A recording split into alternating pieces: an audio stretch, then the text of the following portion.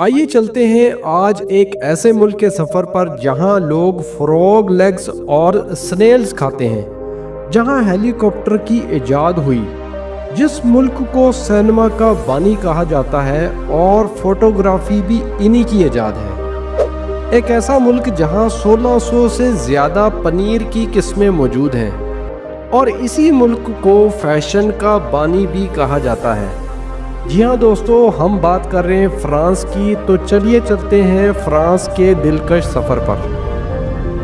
France کا سرکاری نام فرینچ ریپبلک ہے، جسے ہم اردو میں فرانس کہتے ہیں۔ اس کا کل رقبہ 6,43,801 مربع کلومیٹر ہے، اور رقبے کے اعتبار سے فرانس دنیا میں 43ویں نمبر پر ہے۔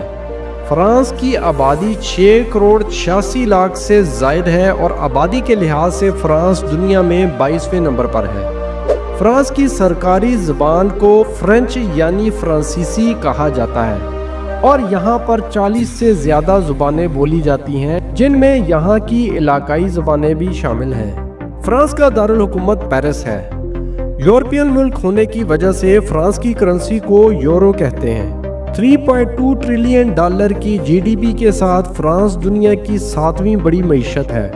فرانس میں 18 انتظامی علاقے ہیں، جن میں سے 13 فرانس کے اندرونی میٹروپولیٹن علاقے ہیں اور 5 اوورسیز کے انتظامی علاقے ہیں۔